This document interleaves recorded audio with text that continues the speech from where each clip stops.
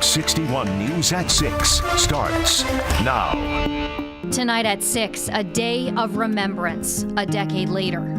December 14th will always be a somber and sacred day for my family. 10 years since the Sandy Hook tragedy, a day when 20 Connecticut children and 6 adults lost their lives. 6 years was hard. It was, Catherine was gone as long as she was alive.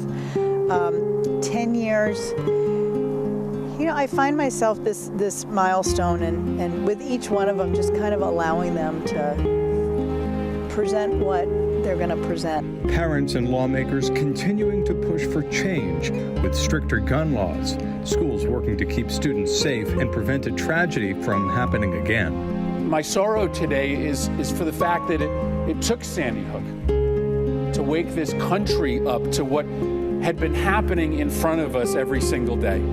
Tonight, grief remains, but hope grows as we honor the 26 lives lost too soon. The Fox 61 News at 6 starts now. Good evening. Thanks for joining us here on the News at 6. I'm Ben Goldman. And I'm Jen Bernstein. On December 14th, 2012, one Connecticut community changed forever. 26 children and teachers tragically lost their lives at Sandy Hook Elementary School 10 years ago today. 20 students were killed. They would have been juniors in high school this year. 6 teachers were also killed in the tragedy that shocked the country. Their memories still living on a decade later. Today, Governor Lamont ordered flags across the state to fly at half-staff. Over the next hour, we're taking a look at how the memories of the lives lost are still living on a decade later, the impact the tragedy has had on school safety measures and teacher mental health, and the push from local lawmakers for stricter gun reform. We'll get to all that coming up this hour, but we want to begin this hour with a weather watch alert we're following. As you see, some winter weather coming our way as we take a look at that radar right now. Lots going on up along the East Coast. Yeah, we want to get right in with Chief Meteorologist Rachel Frank for a closer look at the timing of this storm.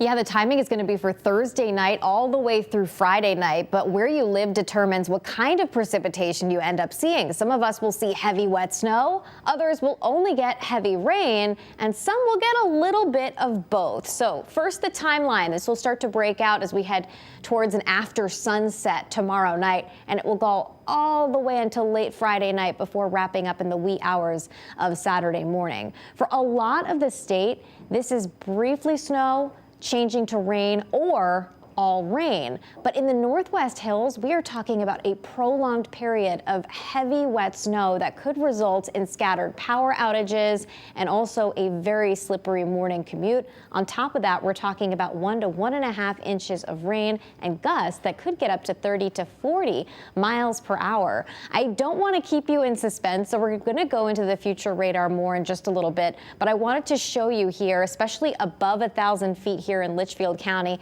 This is where the greatest concern is for a few of those scattered outages, again, especially where we end up seeing over 1/2 foot of snow. But notice how sharp this gradient is and why this forecast is so challenging. We basically go from no snow to over 1/2 foot over a very small geographical area, but it all comes down to location, location, location, and we could even finish as a little bit of snow before this all winds down. We'll step you through at your full forecast, taking a look at Thursday night, Friday, and Friday night coming up.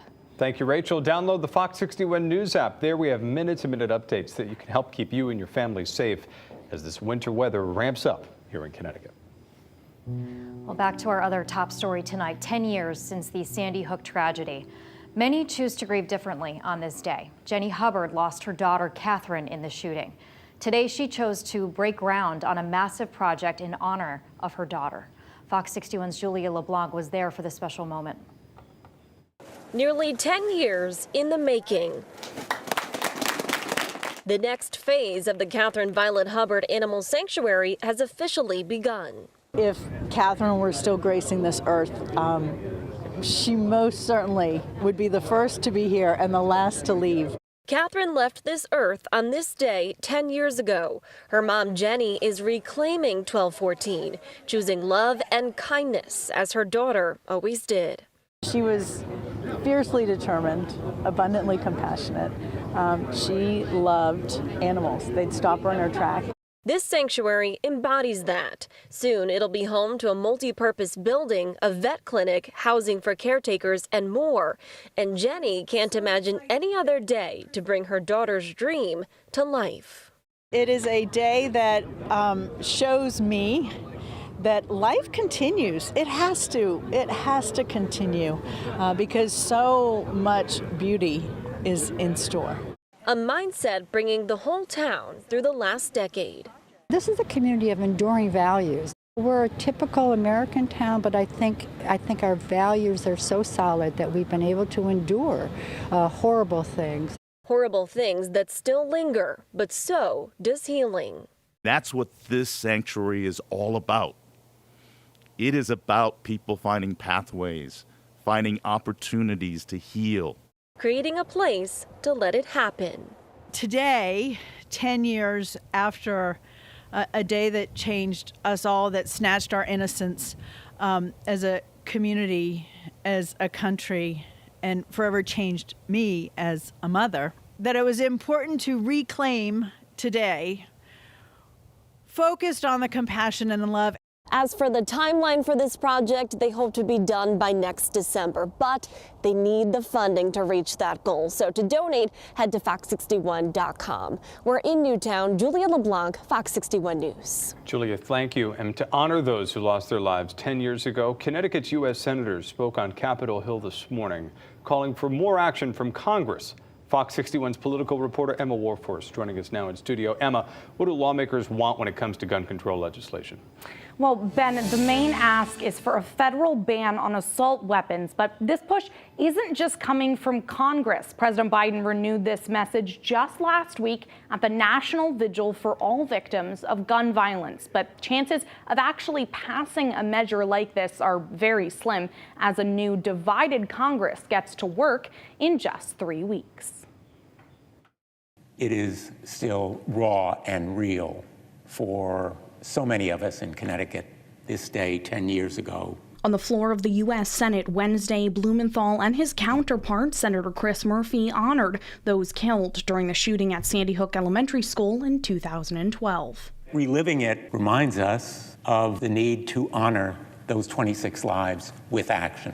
That action, stricter gun control legislation. Why did this country wait until Sandy Hook to open their eyes to the epidemic of gun violence that exists every single day? President Biden also releasing a statement commemorating this day, saying the country should have societal guilt for taking too long to deal with this problem, adding we have a moral obligation to pass and enforce laws that can prevent these things from happening again. What we have done isn't enough. It doesn't absolve us of the responsibility to do more, but it is saving lives. Murphy's talking about the Bipartisan Safer Communities Act, passed 6 months ago, the first bipartisan gun legislation in 30 years. President Biden and Senator Blumenthal also citing this measure, but agreeing it's not enough. Biden saying he's determined to ban assault weapons. But the clock is ticking. In just a few weeks, Democrats will keep their majority in the Senate, but lose control of the House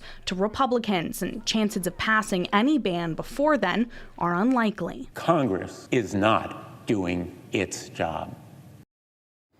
Now, both Senators Blumenthal and Murphy have said in the past few weeks an assault weapons ban lacks the necessary votes to pass in the Senate. But Blumenthal says he still supports voting on this bill. He tells me gun legislation remains a top priority for next session. And though he acknowledges a Republican-held House will make it challenging to pass this measure, he says that doesn't mean we shouldn't try. Ben? Emma, thank you. Well, since the tragedy at Sandy Hook took place, school districts nationwide have responded, coming up with new ways to protect students. Some districts have even spent thousands of dollars on new technology. Fox 61's Carmen Chow is live in East Hartford with what that district is doing for safety and security. Carmen. Ben and Jen, bulletproof glass and a new buzzer system. These are just some of the many ways districts are protecting their students and staff. But as a former state police trooper told me, schools need to do more than that. Just 2 months ago, parents and law enforcement rushed to area schools in East Hartford after receiving alerts to swatting incidents.